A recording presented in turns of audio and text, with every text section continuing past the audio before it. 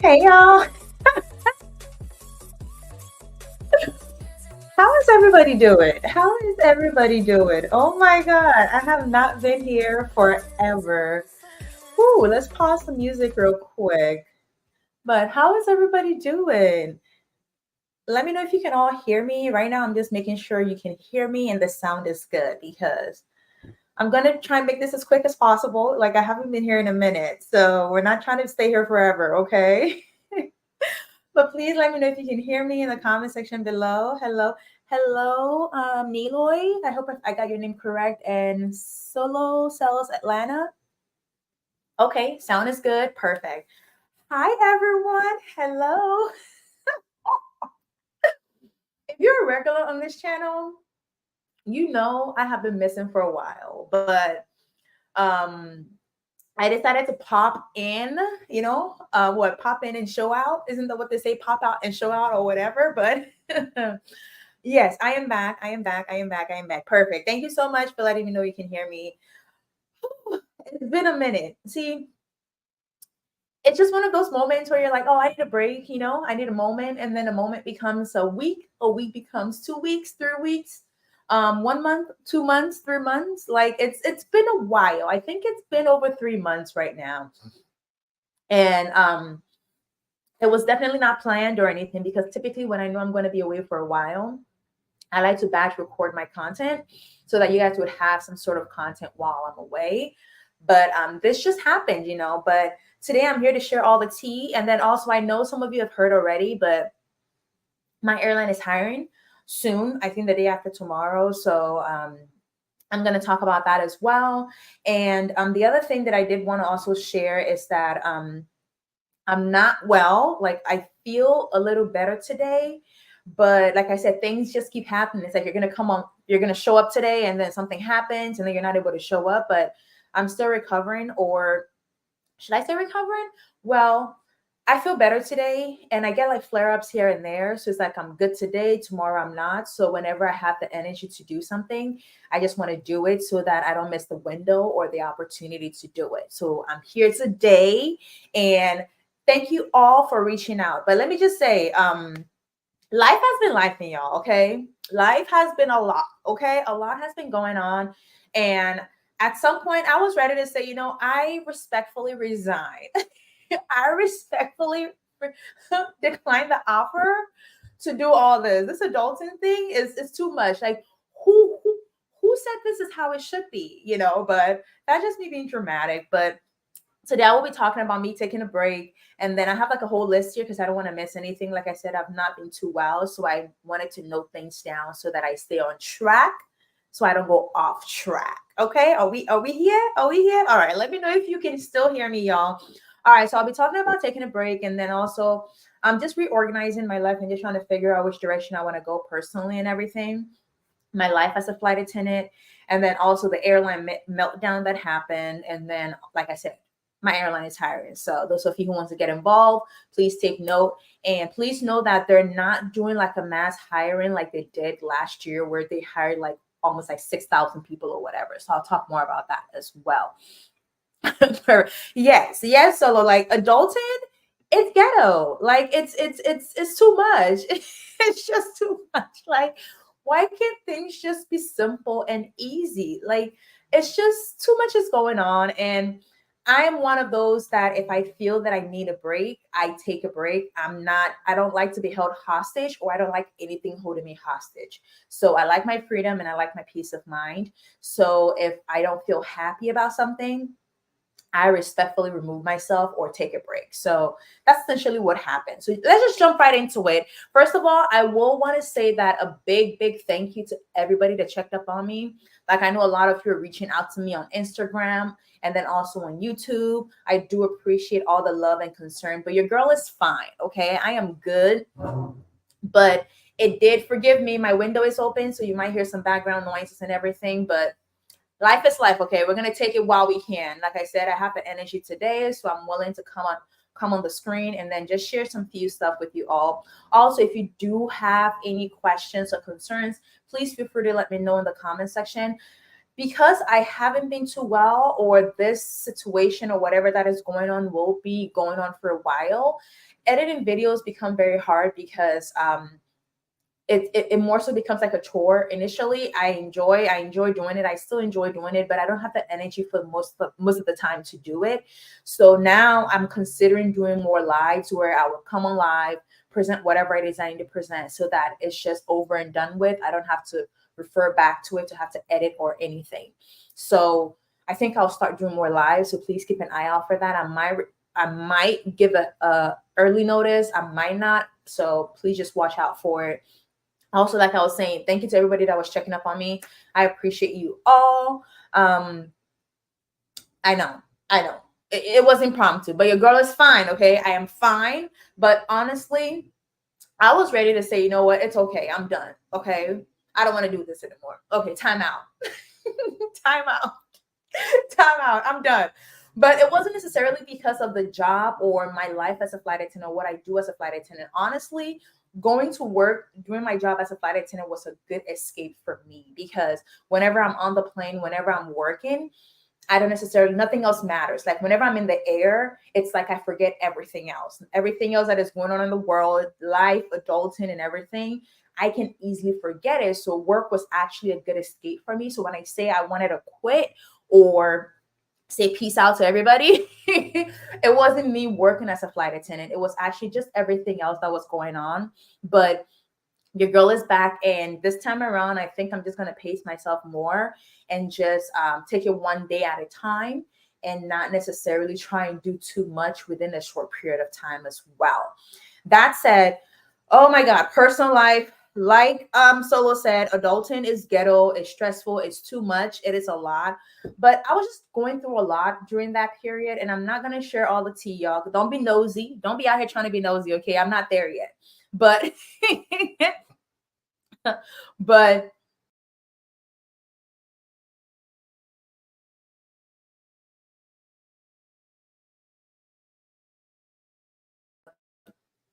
to figure out what's going on here. Okay, yes. So it was more so like mental stress, just needing time and needing a break and everything. It became a lot because I kind of got overstimulated, because when you're doing this job, you're on the aircraft with like 200 people, you're surrounded by people the whole time, you're in airports, and sometimes you become overstimulated. And then also doing this job as a content creator as well,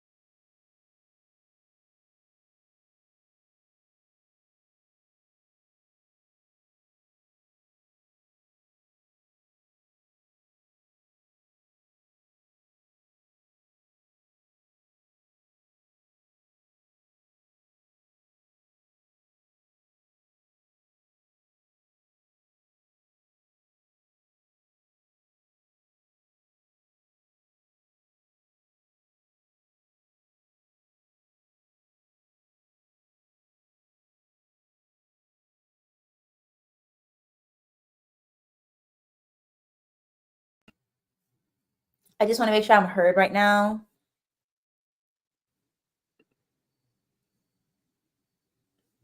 Okay, sorry, y'all. I don't know what's happening, but too much is going on.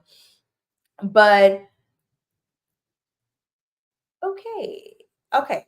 All right. So I was talking about taking control, progress, and growth, and then financial planning. I do want to start a series when it comes to flight attendant pay, money, going for training, saving, like all that. So I used this time, the time off that I had, to actually figure that out, actually plan and structure my finances so that I know I'm set up in a way that I can actually come to you all and share with you all some of the things you can do in terms of managing your finances and starting off right. Like, I did a live one time where I talked about saving before going for training, because you're going to need that cushion, having at least enough expenses to enough money saved to cover your expenses while you're in training for 7 weeks, and then at least 2 months afterwards as well, so that you're not dependent on overflying or overworking just to sustain your lifestyle, because it can be a lot. And if you don't start off right, it sets you back, and then it becomes a snowball effect where you're struggling throughout the journey of this job. Because this job, although we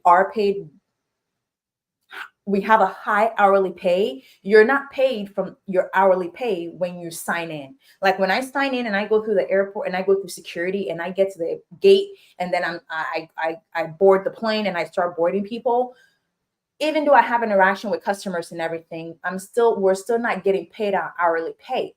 Okay. So your pay only starts when that boarding door closes. And sometimes, depending on what the situation is, when the aircraft pushes away from the gate. So think about all that time you're wasting, at least 2 hours that you're wasting, that you're not getting paid your actual pay for. So technically, our hourly pay needs to be high so that when you prorate it, it makes sense. Okay. But I do want to start a series where I'm going to talk about flight attendant pay into debt, in terms of the trips that we have, what the value is, and then also just setting yourself up for success when you're going through training as well, monetary wise. And yeah, so those are some of the things that were going on that I was thinking about during my break and everything. And when it comes to just doing social media and creating content and being a flight attendant and all that, it can be exhausting, y'all. And at a point, like 3 months ago, I just needed a break. I was like, you know what, time out. Let's step back and reset. And I love the fact that I have the ability to do that, because I can afford to do that, but not everybody can do it. Okay. So I do appreciate everybody for checking up on me and everything. And social media can be exhausting sometimes and overstimulating. So I just needed that break, but I am back. I am okay. And the thing was that at every point where I decided to come back, it's like something happened and I'm like, no. Like right now, when I decided to come back, I started not feeling too well. So right now I do have flare-ups. I have moments where I have a lot of energy to exert. And then there are moments where I don't have enough energy to exert. And then I feel more tired and weak. So today, because I feel good today, or this moment in time, I decided to show up, pop out and show out. Isn't that what they say? But life as a flight attendant has been great, y'all. Also, let me know if you have any questions or concerns. Leave in the comment section below. Like I said earlier, I'm going to probably try and do more lives, because I feel it's going to be easy for me, just rolling back in and everything. So if you do have questions, you can reach out to me on my next location _ on Instagram, or on my YouTube channel as well if you have any questions. But life has been good.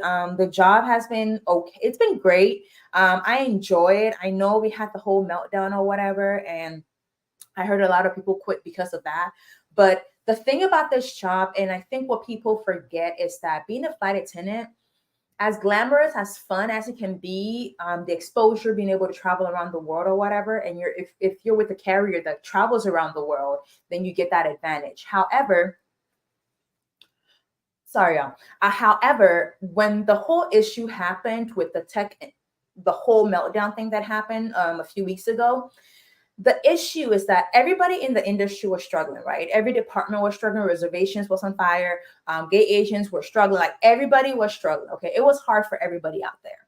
However, the difference with flight attendants is that we had people that were literally stuck or stranded in different cities and different countries. It's like literally working a flight to a country and a war breaks out in that country, and you're like stuck there for a while until your company brings a plane or whatever to come take you out.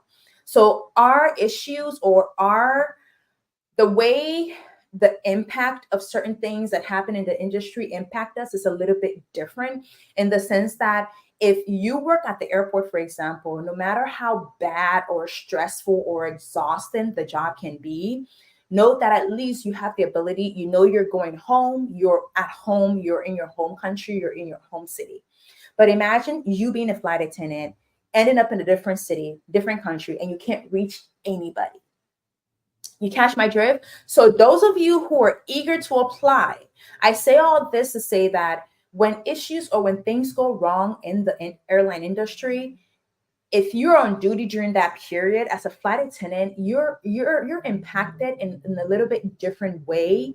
I wouldn't say it's worse than others, but it's a little different in the sense that you can literally be stuck in a different country or city with with no access to anybody or no way of getting out.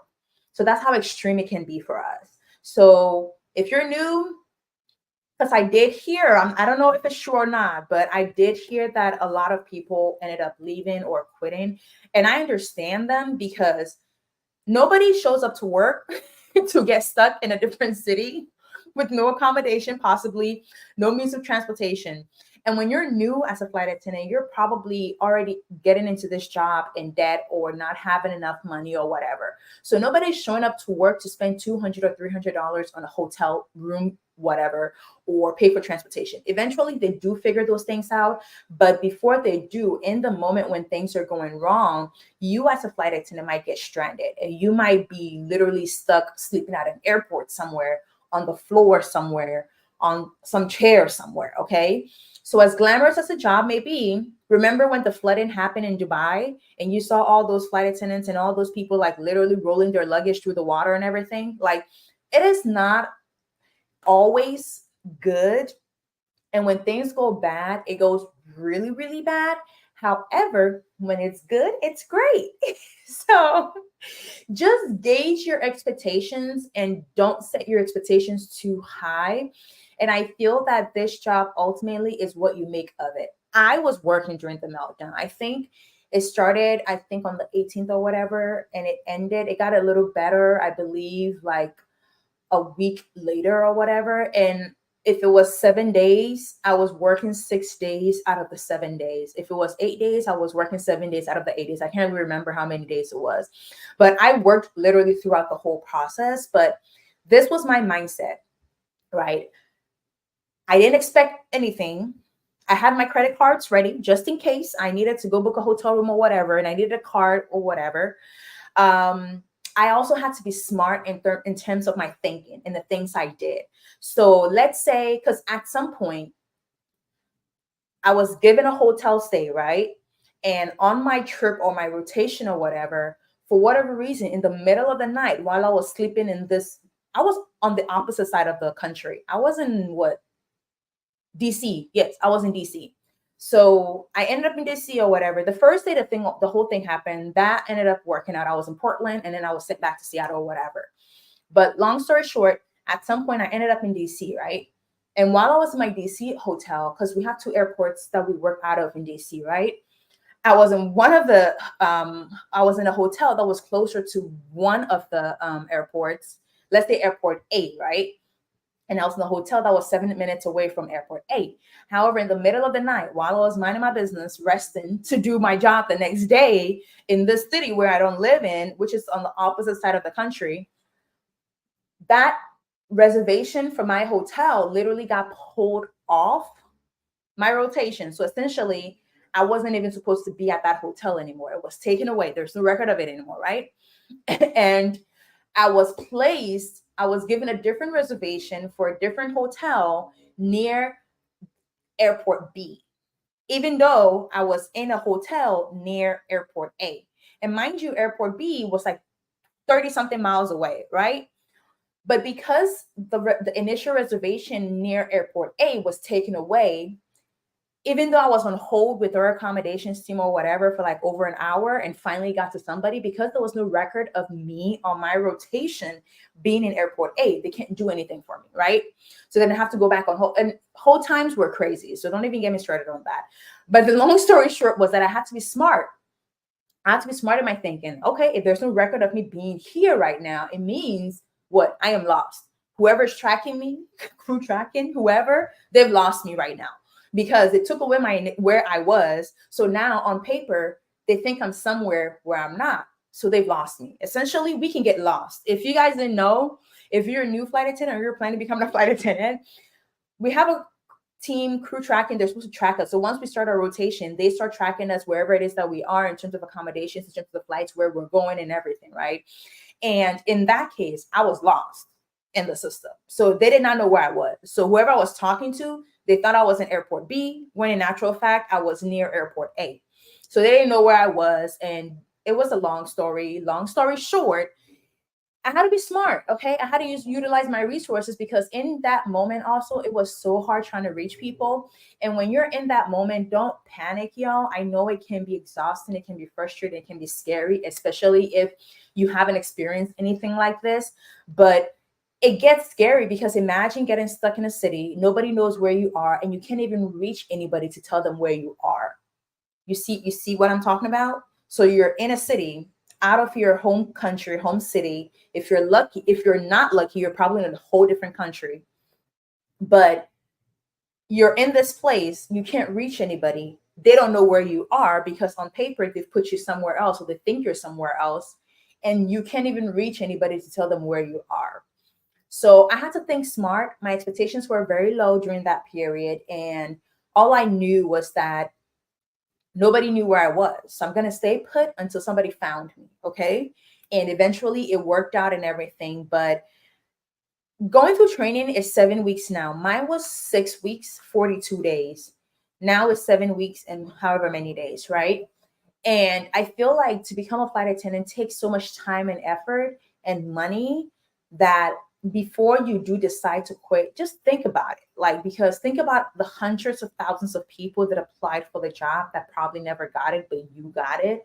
So before you let go, just think about those things for a second, because it's not always bad. I've had like really good moments where I barely did any work and I still got paid really good amount of money. And sometimes things end up being good because with during the meltdown, with all the crazy stuff that happened, it ended up being good. I ended up making my first $7,000 a month during that period. So during the month where we had the meltdown, I made over $7,000 gross pay. I think I made like 7,200 and 300 and something. So that's how much I earned gross pay though, my before taxes and deductions or whatever. But I made that amount that month. So even though crazy stuff were happening, I still maximized my time and earned a good amount of income during that period. And I'm still in my first year. So I'm not making $80 or 70 or $60 an hour. I'm still making 37 whatever an hour.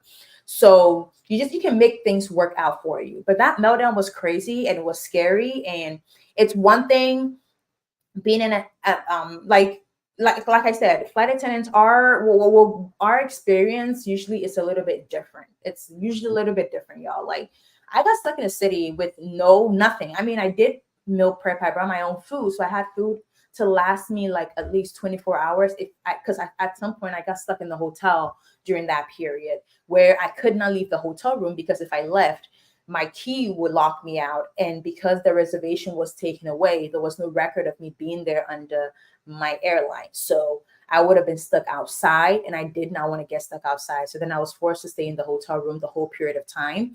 And luckily I brought my own food. So I had enough food to last me the entire day from breakfast to lunch to snack and dinner. So that helped a lot as well. So that's one of the advantages of actually meal prepping and bringing your own food, because you never know when things may go down. And when they go down, when things go bad for us, it goes really, really bad because there's like 28,000 of us. And imagine a department that is not well equipped to manage all of us in a crisis like this. So that's a whole conversation for another day, but it was a lot. So I was planning on coming back. Then that happened. Then getting work into your off time. And then the other thing that happens to us as flight attendant also is that your days are not yours. So if you're trying to become a flight attendant and you're new and you're considering applying, just note that even though it's flexible and you can get as many days off as possible, but once you clock in and you start a trip, technically any days off you have, whether it's vacation, time off, or not scheduled to work days, are technically not yours. You can easily be worked into your time off, your day off. And that happened a lot during the meltdown. And it's a whole thing. So when I say that, what I mean is that, okay, you're a flight attendant, right? You start a 3-day trip. The trip is for 3 days. So you're supposed to be gone on the first day and be back on the third day, right? However, something happens or something goes wrong, you can easily be worked into 6 days. So you initially went out for 3 days, right? But during the whole crisis or whatever, there were people that were being worked beyond their 3-day trip. People were working into their fourth day, their fifth day, and their sixth day. Okay. They can't do more than 6, I believe, because I think you're supposed to get at least it's a whole the whole point is that your days off are not yours. You can have a doctor's appointment, you can have whatever vacation even scheduled during that period, and you can easily be worked into your days off if operational demands it. Okay. If operations demands it, you can easily be working to your office. Your days off are not yours. Okay. Keep that in mind. And I know it's not fair because your day off is your day off, but unfortunately with the industry that we're in, it's not necessarily so. So the only time your day off is guaranteed is on the last day of your 3-day. You clock out and you're released, and once you're released, your day off starts. But even if you start a 3-day trip and you probably have like a week off afterwards, if you get work into your off day, that 5 days or that 6 days off can easily become a 2-day or 3-day off. So you do get compensated for this or this inconvenience, but it's still a inconvenience because it was supposed to be your day off. So your days are technically not yours. And which airline? Annabelle says, which airline do you work for? I work for Delta. Y'all. I work for Delta. That being said, I am not in any shape or form here to represent Daddy D, okay? None of my business. I'm just sharing my experience. I am not representing the airline. I am not a spokesperson for the airline. I just share my experience here in the industry and then give you guys some information that you might need if you're planning on becoming a flight attendant as well. But yes, one thing that became apparent was that your days off is not your days off. You can easily be worked into your days off, or anytime your trips can be extended. People have 3-day trips that were extended to 4 or 5 days, even 6 days. Some people had 1-day trips that became 3-day trips. And I will say that as inconvenient as that might be, if you are smart about it, you can end up making a lot of money during that period as well. Because there were people that were making so much money during that period, just that week when that thing happened, that somebody as junior as I am would take 3 months to make or 4 months to make. So let that sink in. And when it comes to flight attendant pay, which is something that I do want to hit on, is the fact that people think that, oh, well, your pay is high and you're only serving whatever in the air and all that. But people forget that it's like a firefighter, right? When you go to the fire service or whatever, for the most part, they're sitting around, right? If they're not training or doing other stuff, they're sitting around. Nobody's going to sit there and pray for there to be a fire so that they can do their actual job. Okay. So think about it the same way with flight attendants. Our job is safety related. Like our primary function, like when you go to your training, right? When you go to flight attendant training, out of the 7 weeks, you will probably spend, let me use mine as an example. I did 42 days, 6 weeks. We spent less than 2 days, less than 48 hours on service, which is the serving of the snacks and the drinks and everything. Out of the 42 days, y'all, we spent less than a day in total talking about service delivery, whether domestic or international. That's how minute that process is, even though it's what we do on a daily basis.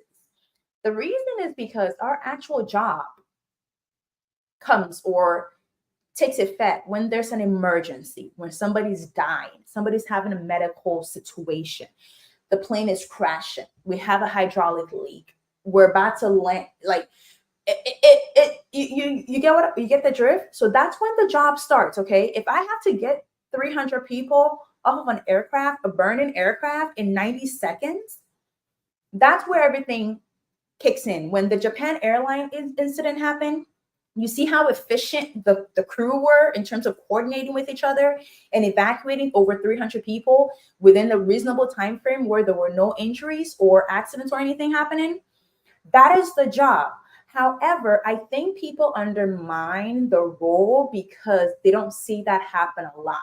And trust me, I am not going to work any day hoping and praying that there's an emergency or medical situation where my actual training or what I'm trained for primarily will kick in.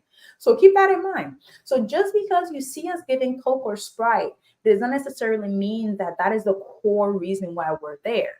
Those things are insignificant and minute. If there's turbulence, we're not doing service. If it's not safe for us to be standing up on that aircraft, you're not getting that drink. It shows you how invaluable that process is as much as it adds to the full customer experience. Okay. And that's also one of the reasons why we can't be lifting anybody's back, because if we get injured, the whole flight takes a delay. If one crew member is down and that aircraft requires a minimum of 4 people, nobody's going anywhere. So just keep that in mind. So when we ask for more pay beyond what the job responsibility is, if that aircraft blows up in the sky, we're all gone. It's a very high risk job in the sense that if we crash and everybody's fried. Like I know it sounds very dark. It sounds very dark, but I feel for the most part, people are not honest about it. And because we show the glamorous and the fun and the cute side of it, people think that, well, you guys don't deserve all the pay you're asking for. But think about it. When you go to work, you show up to work, you do your job and you go. What are the chances that your building or your office space is going to explode? What are the chances that you're going to get it? Like, think about those things and it will give you a good perspective of how risky our job is or how all or nothing it can get. So that's the whole.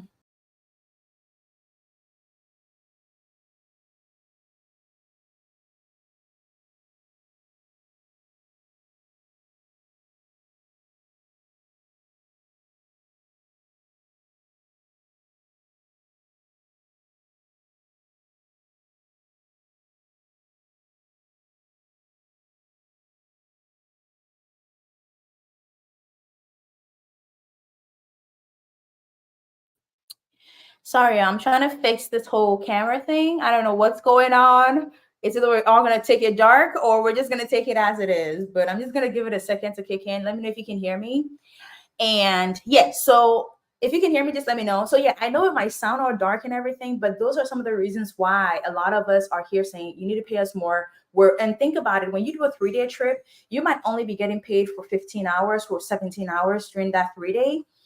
However, you're away for 3 days, right? You're away for at least 60 something hours, and yet you're only getting paid for 17 hours. So you're away more time, or you're on duty 60 something hours, yet you're getting paid 17 hours, your hourly pay, you're 35 or you're 36 or you're 37.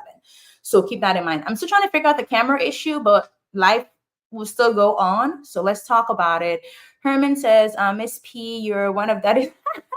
Thank you so much, Herman. Oh my God, it's been a long time. Oh, wow.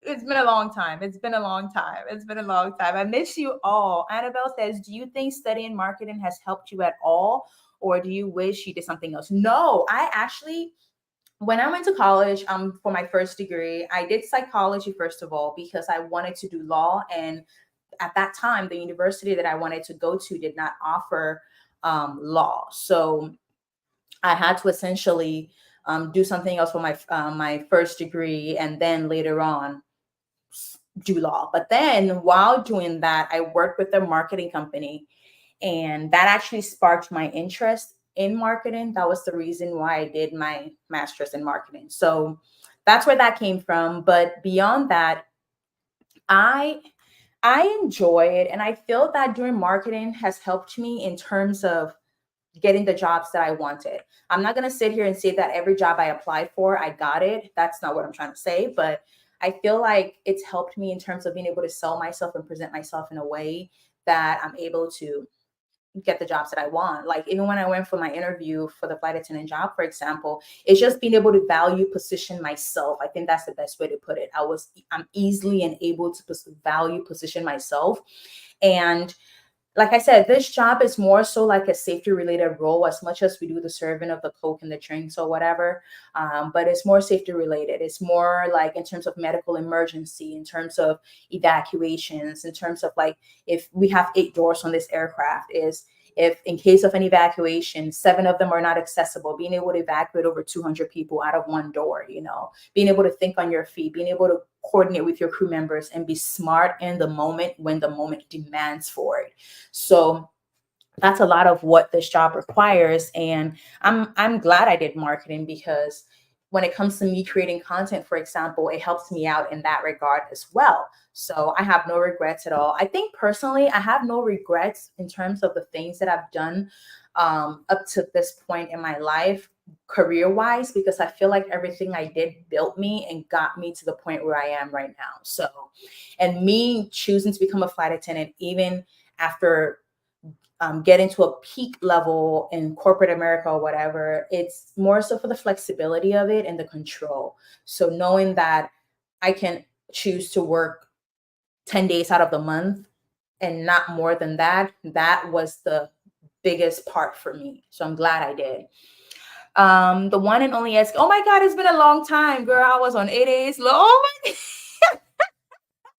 are you telling me that you were on 8 days during the meltdown?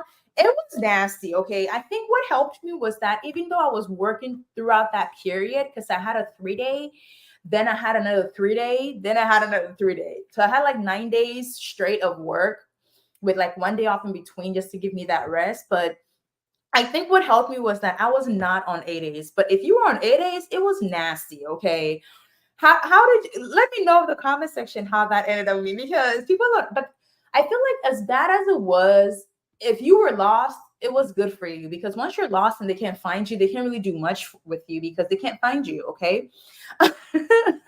But you were on 8 days. Oh my God. God bless your heart, because that would have been crazy. If I was on 8 days, I think it would have been a little different. But I wasn't on 8 days. And honestly, once you clock in for work, I feel like we're all on 8 days at that point, because you can get rerouted, you can get work into your days off and your time off. So your days off and your time off is not yours, honestly. David says, OMG, you've been missed. Oh my God, thank you so much.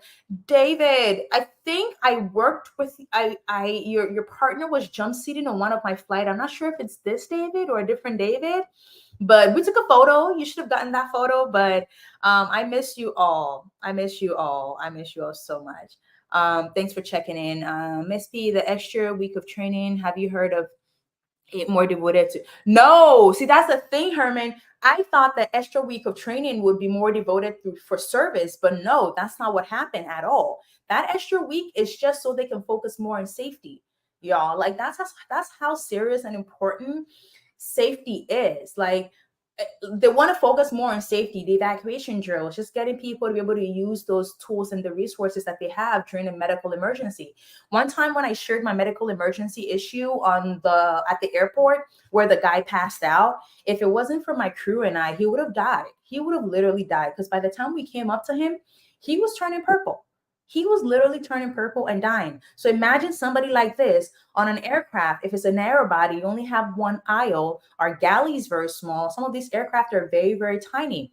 So the next time you undermine the role of the flight attendant or the crew on an aircraft, think about that moment. You might get that heart attack and you might need us to, yes. And I saw a comment somewhere where somebody was talking about the fact that, well, we paid for medical personnel assistance, so we're not solely responsible for the person having the medical whatever.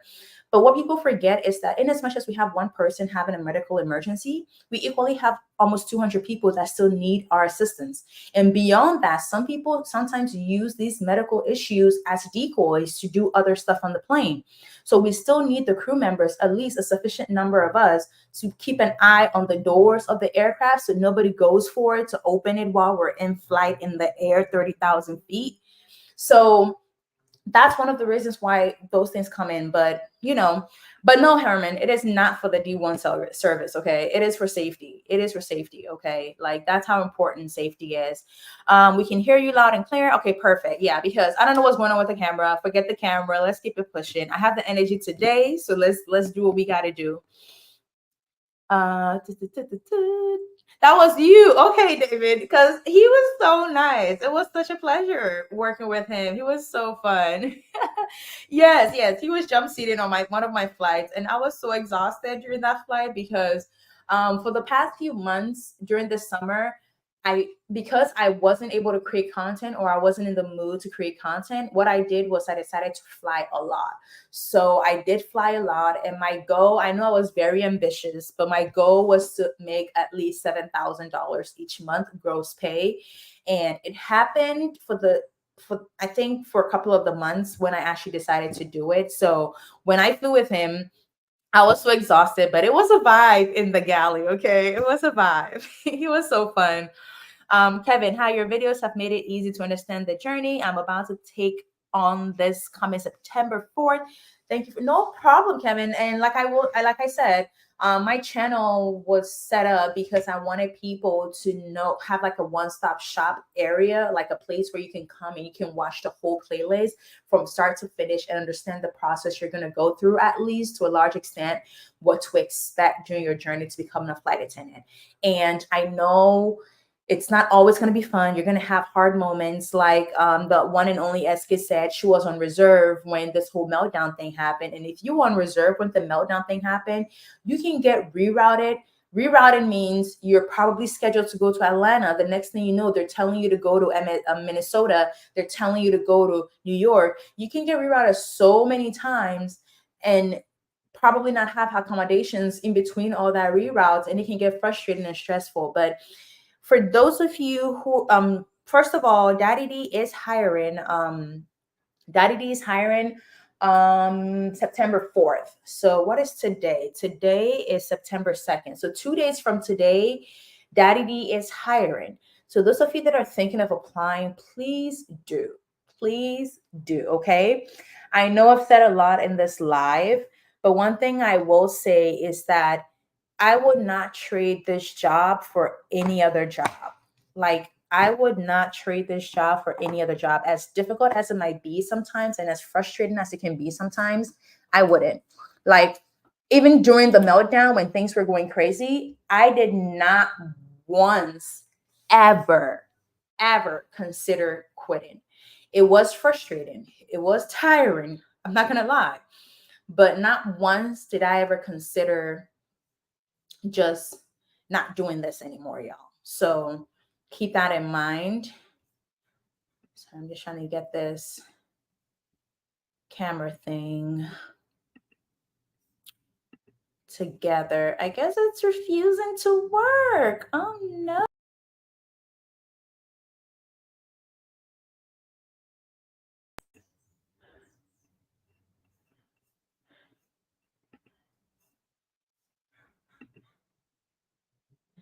All right, y'all. I'm trying to see if I can get the camera to come back on, but I guess it's choosing not to. But we're just gonna make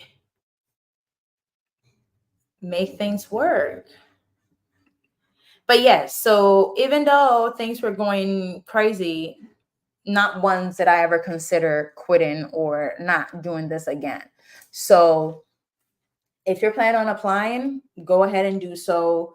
Take advantage of the moment. Just note that be fast because they've been advertising like crazy. They've been marketing like crazy. So a lot of people are going to be on that site.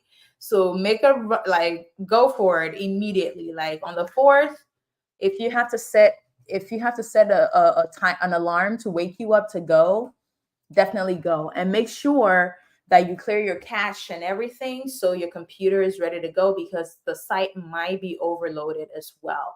And make sure you have your resume and everything ready to go so there's no confusion anywhere. There's no, oh, let me do this, let me do that. Nope, none of that. So make sure you have that sorted as well. But let me see. Okay. So yes. So on the 4th of September, we are hiring. Those of you who are planning to work with my airline, please go for it. I believe the starting pay right now has gone up. When I started, it was, I can't even remember, but I am 1 year in. So I hit 1 year March 13th. So after a year, every year you get a pay increase. and I got a pay increase plus the annual pay increase that we got. So now my hourly pay is sitting at $37.64 right now.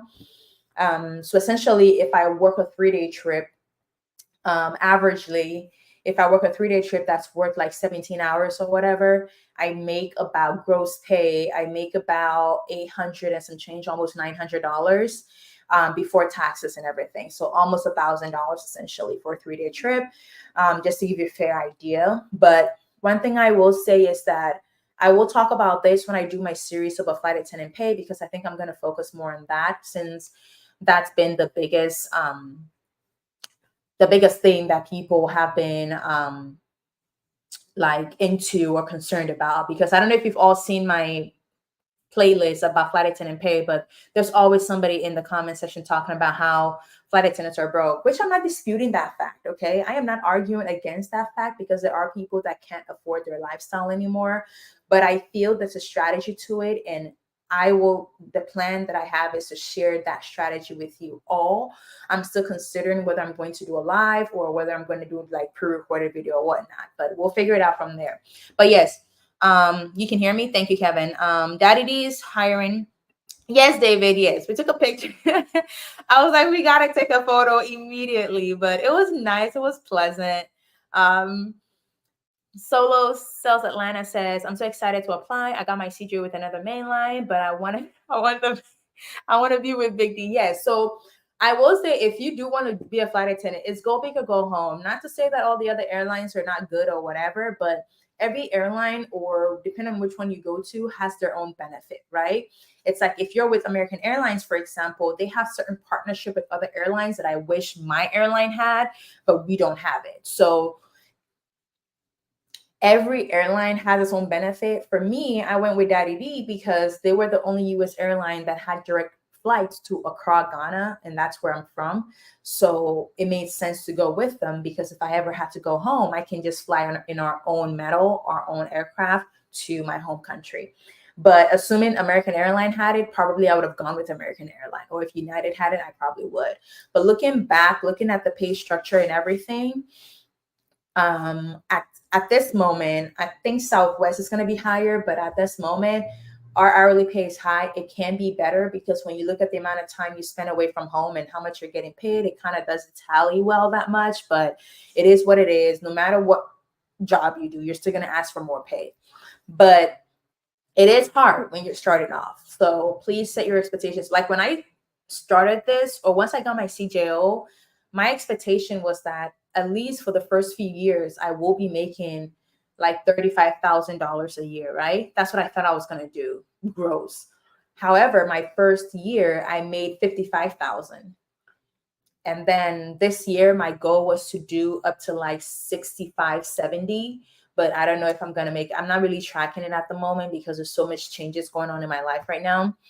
But my first year I made 55. It's not a lot. It's not crazy a lot. But if you're somebody who spends within your means and manages your expenses, and you don't commute, for example, so you don't have to spend extra money on like hotel stays and everything, you can make it work. Because I meal prepped almost every trip, and I can count on one hand the number of times I went out to eat without eating the food that I brought. So that's how little I spent time or money outside at the airport, or even just going out to eat. And I don't drink, so I didn't have to buy like any alcohol beverage or whatever. So yeah, definitely go big or go home, Solo. If I know you have your CGO with the other airline, but if you really want big bad Daddy D, go ahead and apply, because you get a better start. Because think about it, you're already away from home for 65 hours, you're getting paid for 17 hours, right? So if your hourly pay is $25 or even $30, it's not good enough for the amount of hours that you're spending away from home, right? But if your hourly pay is 37, almost 40, or almost 50, or almost 60, then it makes a lot of difference. It helps, the cushion is a little better, because if you're already starting off at 20, it doesn't make any sense. So you're going to struggle. So yeah. Perfect. You can hear me. Herman, exactly. As far as not quitting, you're not. Thank you, Kevin. Yeah, I noticed that it's been posted everywhere. A lot of people have been posting about it too. Yes. So people will be making a rush for it. like get ready, get your resume ready, make sure the PDF is on your desktop so you're not searching. You can literally just grab and load. And also, I will say, if you don't make it through, don't be too hard on yourself, because during my training, there were people that had applied for 5 years straight. There were people that applied for 10 years, y'all. So, and sometimes I've said this in my other How to Become a Flight Attendant playlist videos, where I'm like, sometimes it's not necessarily that you were not good enough. It probably wasn't your moment, right? And it probably, because sometimes you do, at some point you're going to do an in-person interview, like a one-on-one, right? Aside from the virtual interview, I don't know if that's still there, but during my time you had to do a virtual interview where you would do like a Zoom interview with somebody, another flight attendant. And then when you go for the event day, you also have a one-on-one. During the whole process, there's a one-on-one interview as well, like an in-person interview.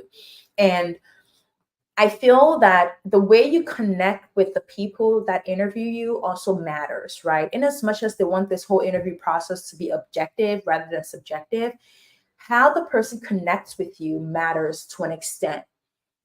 You're hoping that it wouldn't cloud their judgment, but we're human beings, okay? That's why there are other parts of this process that are not necessarily managed by a person, but by an automated system, just to give it a bit more control. But at some point, when you do that in-person interview or that virtual Zoom call interview, there's some level of subjectivity to it, and it depends on how you connect with the person. Like when I did my in-person interview at the event, during the phone call, like the Zoom one, I didn't really connect with the person. I felt like, I don't know. In that moment, though, I was just going through the motion because I just wanted to see if I could get it or not. I wasn't really that invested in getting the job. It was when I went for the event day and the welcome and everything, that was what sparked my interest. And then I became invested in getting the job. So when I did the in-person interview during that process, it was more intentional for me. But sometimes the way you connect with them also matters, okay? And I feel like just be genuine in the process. Like I genuinely wanted to know how the job was, how they enjoyed it, because most of the time you're being interviewed by other flight attendants as well. Fine, there are people from HR and talent acquisition, but you are for the most part interacting and being interviewed by other flight attendants. So just show genuine interest if you really are genuinely interested. I asked them about reserve, being on reserve, because I did my research online as well. So I knew about being on call or being on reserve or 8 days, and also having to work weekends and holidays, the pay, among other things. Because I also saw the videos of people saying that flight attendants were broke and could not afford their lifestyle, blah, blah, blah, all that good stuff. So when I went to that interview, any of the opportunities I had to ask questions, I was asking questions about these things. How realistic is the pay? What is the first year annual pay going to be like?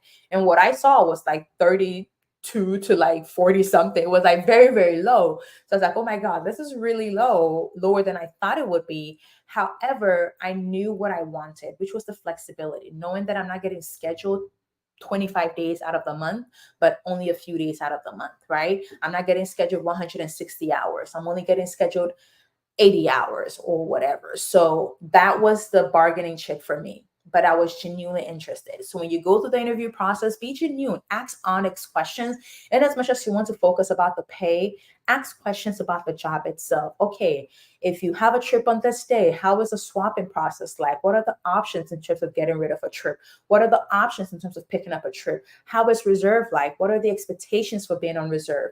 Like, ask those questions because you honestly need to know before you make that final decision to actually go for training. So just be honest in the process, and that should help. When you're genuinely interested and it all goes well, then it falls through. But don't also be super discouraged if you don't get it the first attempt or the second or the third attempt. If you really want it and it's meant to be yours, it will be yours. So just keep that positive energy going and just be hopeful. But like I said, people are aware of this and they will be rushing to apply. So definitely apply immediately. Like literally set a timer. 11 or 12 a.m. midnight. Just go to the site and apply. Like literally have the link saved. Okay. Sergio says, please explain to us the jump seat. I fit in the passenger seat, but was nervous, so I couldn't fasten the buckle during the test. Any tips? So if the buckle is too tight, you can loosen it. And the jump seat is they're small. They're not like passenger seats or whatever. They are small, but if you're on an Airbus, for example, it's a little better because the seat actually is longer. So you have like more, it's more comfortable. Personally, I like the seats on the Airbuses compared to the Boeing aircraft because I feel like Airbuses are more bigger and are more spacious in a way compared to the Boeing aircrafts. But I feel like don't be nervous. I think like once you're nervous and you start panicking, it shows. And I think what that communicates to the person that's observing you is that how will you be able to react during difficult situations? Like I said, our primary role is for emergency situations and medical emergencies, right? So if somebody passed out right now, or for whatever reason, you try to open your door during an evacuation and it's not opening, or something is happening to the door, how are you going to react in that moment? Or maybe we have to do, and there's serious turbulence and we have to do, like, we have to sit down immediately and you're not able to fasten your seatbelt or get yourself in there. How are you reacting within that moment? Are you freaking out? Or do you have a calm demeanor in dealing with the situation? So the outlook, how you emote your emotions, is very important also when you're going through the process.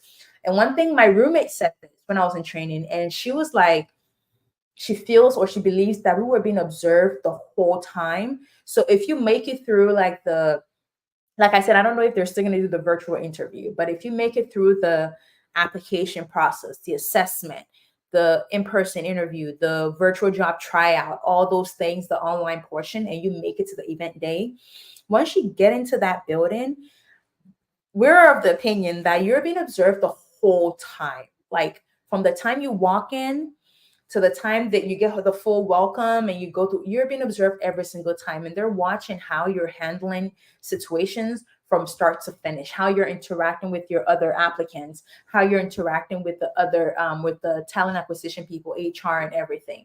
So your demeanor is very important. And I know there are moments where people go through some of the process and they question or they wonder, if I'm not able to fit in this, there's really no size or age limit in our job.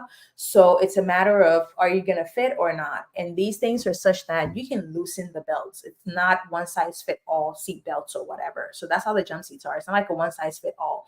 You can adjust and make it fit or whatever. So as long as whatever the situation is, it's not going to get in the way in terms of any emergency. That's the most important thing that they're looking for. But how you handle yourself during moments is very, very important. Your facial expressions among everything is very important. And when you go for that event day, you better be smiling from cheek to cheek, okay? Don't play. You should be smiling from cheek to cheek. Like, I mean, serious business. Don't go out there folding your arms, keeping to yourself, acting all shy, trying to be invisible. No, you need to come in and show out. Not to say you should go out there and be loud and crazy, okay? However, what I mean is that you have to present yourself in a way that shows that you're confident and you want to be here. South Atlanta, do you think once the other airline contracts are updated, Delta would increase your pay to be back to the leading? So that's the thing. And I know people have, I've never worked with a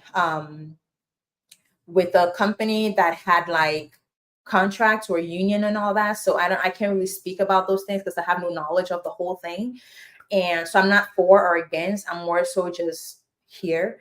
But what I will say is that the industry is a very competitive industry, right? And I'm hoping that if you want to be competitive pay wise or whatever wise, you will compete with whatever is out there. So that's the expectation. However, nothing is guaranteed because obviously the company does have to look at their numbers as well. But one thing I also don't want to happen is for the company that I work for to end up going bankrupt or going out of business because they can afford to pay us or sustain the business. So it's more like a balancing issue. However, what I will say is that they try to be the most competitive or have been selling and marketing that. So that's the assumption that can be made, that once the others go up, we will go up. So we're just going to wait and see what happens. But you never know, you never know. So we're just going to wait it out and see. But right now, I think at the moment we are the highest. But once again, when you hear people talk about us getting paid better or more or higher, it's necessary, because think about it. If you work 6 days out of the week, right? So you're literally away from your home 6 days out of the entire week. So you essentially have one day off. During that 6 days that you're away, the total number of hours averagely that you're going to be fully away is about 120 hours, right? However, the value of the 2 3 day trips that you work might be 17 and 18 hours. So that's about what, let's say 17 and 17. So that's a credit, the value of the trip itself, monetary wise, in terms of your hourly pay. If it's 17, that's 34 hours. So even though you're physically out of home and on duty for 120 hours, you're only getting paid your hourly $37 pay for 34 hours. So you catch my drift? Compared to somebody who does a typical 9 to 5, who works 40 hours a week, 5 days a week. So they're at work 5 days a week and they come home every night and they're spending roughly 8 hours every day at work. And they're working 40 hours and getting paid their hourly pay 40 hours. So you see how the dynamics are kind of different when it comes to us. But then again, people would argue that one of the trade-offs is that you get to go to different countries, you get travel benefits, whatever. That's another beast or argument for another day. But that's the reality of it. So yes, I might make almost $40 an hour, but even if I picked up 2 3 day trips in the week and was away from home for that 6 day period, my pay would only be for 34 hours. That is if the value of each of my trips are worth, let's say, 17 hours. Typically, I try to go for trips that are worth 20 hours, for the 3 day trips that are worth 20 hours.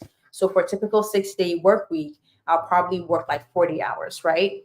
Even though I'm technically away and on duty for about 100 hours or 120 hours. So yes, we're hoping that that would happen, because more money, the better, because this job can be exhausting. And sometimes also when you're on that aircraft, the altitude changes, the pressure changes can be a lot. So I will talk about that in my pay series. I think I'm going to focus at some point more on flight attendant pay and just setting yourself up for training in terms of saving money, how much you should consider saving before training and after training as well. Because I feel like that helped me a lot. That set my foundation up for me. I started with no debt. I had enough saved to pay for all my expenses and all my bills during the 6 weeks of training, and also 2 months after I got on the line. So for about 4 months, essentially, I had money saved to cover all my expenses. Whatever pay I was getting during training did not matter. I used that money for my feeding at training, for buying food, lunch and dinner and all that, because I wasn't able to cook because we didn't have like a whole kitchen or whatever. So I think that helped me. So it actually gave me time to adjust and adapt. Plus, I did not commute, so I was able to meal prep and prepare my own food and go along with my own food as well. So that helped. Sergio says, thanks. I love your training survival guide. I know, trust me. Week three was week three was a lot. Okay, how I looked in my week 3 training video is how I felt. Okay. I look so jaded. Oh my god, that video, every time I go back and watch them, it cracks me up because I was so stressed out. Okay.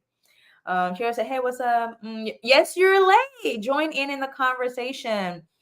I've never failed an assessment test, that's for sure. That's good.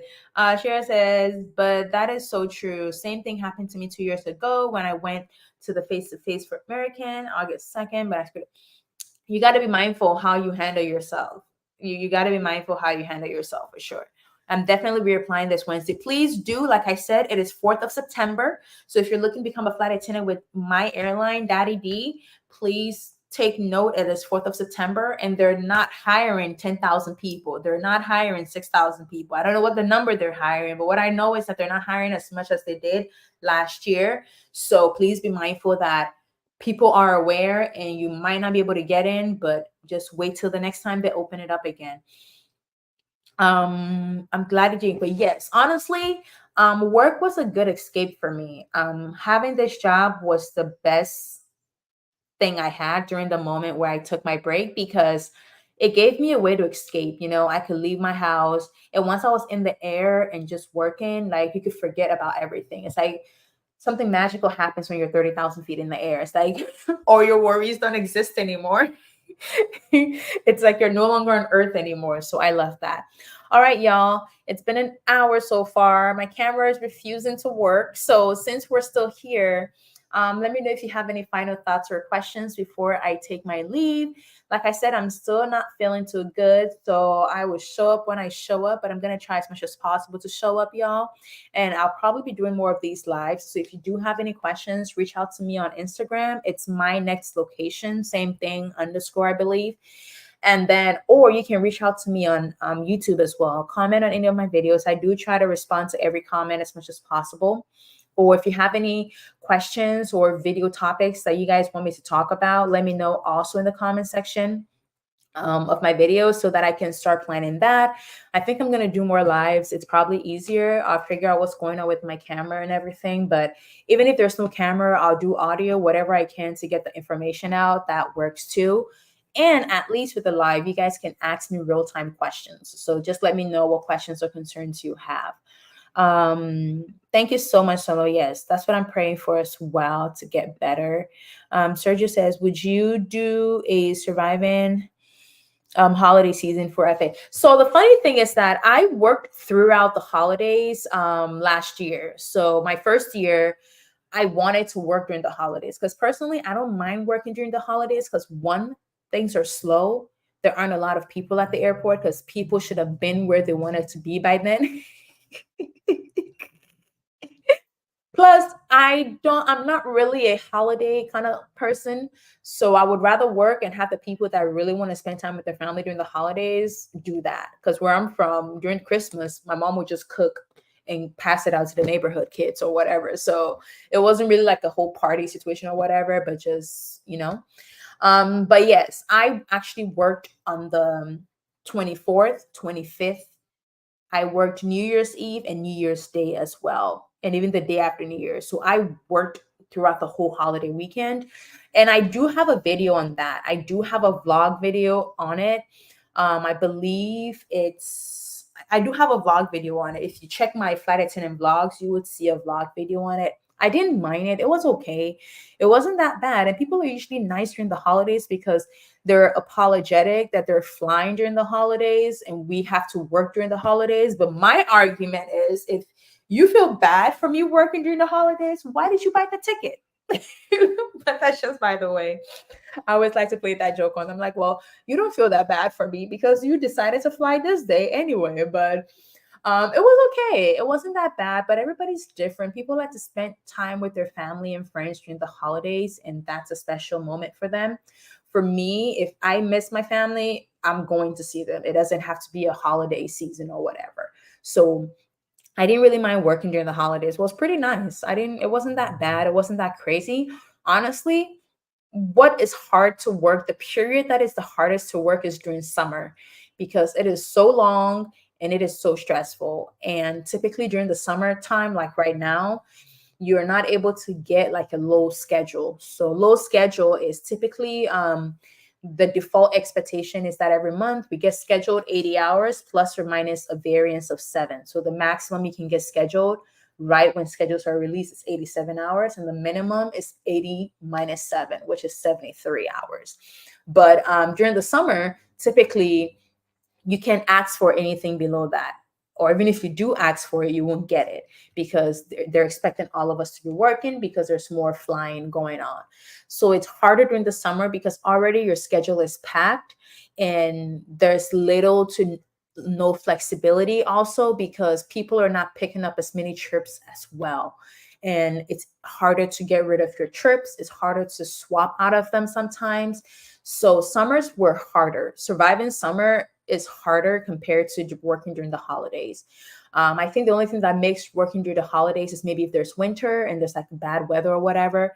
But I feel like there's always bad weather in this country, whether it's summer or winter. Like there's always a storm somewhere. Especially on the East Coast. There's always something going on there, which makes no sense to me. Whether it's summer or not, there's thunderstorms somewhere or hurricanes somewhere. So I don't know. I know I want to go to New York, but I can't see myself living in those areas. It's just too much drama going on the East Coast for the most part. But yes, I did work throughout the holiday season. It is in my flight attendant playlist, my flight attendant vlog playlist, me working during the holidays, and it would actually give you a really good picture of my experience because I worked back to back. So I did 2 sets of 3-day trips continuous. So I worked 6 days straight, and then I think I had a few days off, and then I worked on the 31st and the 1st to the 2nd as well. So definitely check that out. It will definitely give you a better perspective of what my experience was because I shared everything during that period. Kevin says, thank you for your help. I hope to see more of you, hopefully soon. Yes, definitely working together. I've had the privilege of actually working with some of my subscribers as well. So it's always fun. And if you see me, I might look serious, but trust me, I'm still trying to wake up, okay? Sergio says, thank you. Lord bless you. Keep you. Thank you so much. Sharia says, nice. I'll watch the live stream from the beginning. Please do. My replay team, please check it out. But let me know also on this live your thoughts on lives compared to pre-recorded videos. I know sometimes the cameras can be funky, but next time I think I'll just probably use my my webcam or whatever because I can count on that. I was just trying to use an external camera because the quality is better. But who cares about quality when we're giving out good and juicy information? Any more final questions on applying this Thursday? No, this Wednesday. Sorry. Any final questions? Also, I do have a full playlist on how to become a flight attendant, my experience going through the entire hiring process and what to expect. Because a lot of the time they don't release information with the process until you're like in it already. But if you watch that playlist, I showed you guys from the beginning till the end. So definitely check out that playlist. And once again, any final questions about this Wednesday, please apply. Please apply. This job might not always be glamorous, but it is definitely worth it. I still enjoy it. So if you're ready to make that move, please do it. Let me see. Sergio says maybe next time a little bit more on mental health tips. Definitely. Thank you. Let me note that because I feel like that's very, very important as well because this job can be a lot sometimes, and it helps to know that you get some kind of support or just setting your mindset in a way that it would actually help you be successful. Because honestly, when I came out of training, I felt lost. Because that 42 days in that hotel room, being away from home, when I got back home, I felt out of place. I felt like I needed to readjust and readapt to my own place. So it can be a lot. But yes, mental health tips, definitely talk about that. I'll probably start a series compared to like the way I'm going to do a series on pay. I'll probably do that too. Any more questions? If you do watch the replay, feel free to leave your questions or any other topics that you do want me to talk about. Once again, I'll probably do more lives than pre-recorded videos because I'm still trying to figure out this whole thing. But thank you all so much for joining me today. I know it was impromptu, but here we are. I love you all. Thank you all for coming to support me, and I will see you all in my next video. Bye-bye.